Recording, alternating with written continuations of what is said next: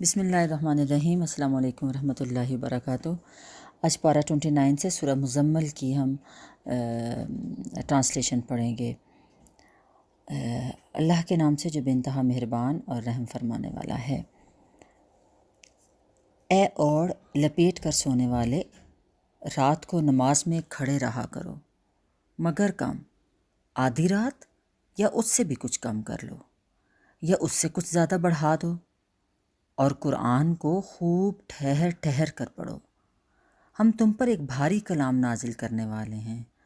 در حقیقت رات کا اٹھنا نفس پر قابو پانے کے لیے بہت کارگر اور قرآن ٹھیک پڑھنے کے لیے زیادہ موزوں ہے۔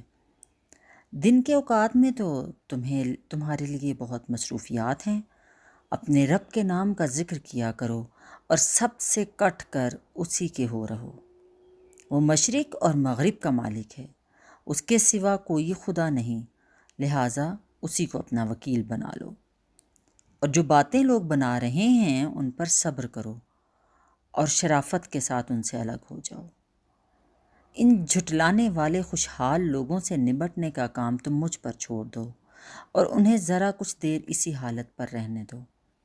ہمارے پاس ان کے لیے بھاری بیڑیاں ہیں اور بھڑکتی ہوئی آگ اور حلق میں پھنسنے والا کھانا اور دردناک عذاب۔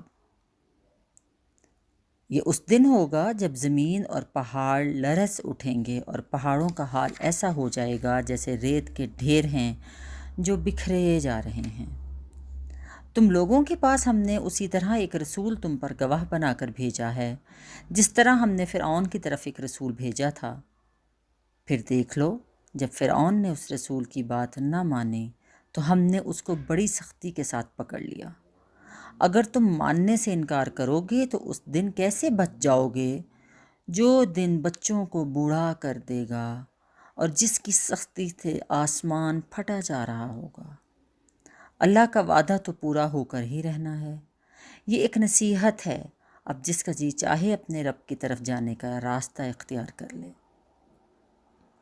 اے نبی صلی اللہ علیہ وآلہ وسلم، تمہارا رب جانتا ہے کہ تم کبھی 2/3 رات کے قریب اور کبھی آدھی رات اور کبھی 1/3 رات عبادت میں کھڑے رہتے ہو، اور تمہارے ساتھیوں میں سے بھی ایک گروہ یہ عمل کرتا ہے۔ اللہ ہی رات اور دن کے اوقات کا حساب رکھتا ہے۔ اسے معلوم ہے کہ تم لوگ اوقات کا ٹھیک شمار نہیں کر سکتے، لہٰذا اس نے تم پر مہربانی فرمائی۔ اب جتنا قرآن آسانی سے پڑھ سکتے ہو پڑھ لیا کرو۔ اسے معلوم ہے کہ تم میں کچھ مریض ہوں گے، کچھ دوسرے لوگ اللہ کے فضل کی تلاش میں سفر کرتے ہیں، اور کچھ اور لوگ اللہ کی راہ میں جنگ کرتے ہیں۔ بس جتنا قرآن بآسانی پڑھا جا سکے پڑھ لیا کرو۔ نماز قائم کرو، زکوٰۃ دو اور اللہ کو اچھا قرض دیتے رہو، اور جو کچھ بھلائی تم اپنے لیے آگے بھیجو گے اسے اللہ کے ہاں موجود پاؤ گے۔ وہی زیادہ بہتر ہے اور اس کا اجر بہت بڑا ہے۔ اللہ سے مغفرت مانگتے رہو، بے شک اللہ بڑا غفور الرحیم ہے۔ صدق اللہ العظیم۔ دیکھیں آخری آیت ہی ایک کتنی خوبصورت ہے کہ اللہ سے مغفرت مانگتے رہو، واستغفر اللہ، اللہ سے استغفار کرتے رہو، ان اللہ غفور الرحیم، بے شک وہ غفور الرحیم ہے۔ تو استغفار کرتے رہیے، اپنے لیے اور امت مسلمہ کے لیے دعا کریں۔ اللہ تعالیٰ آپ کو اور مجھے پڑھنے کی اور عمل کرنے کی بھی توفیق عطا فرمائے، آمین یا رب العالمین۔ جزاکم اللہ خیر۔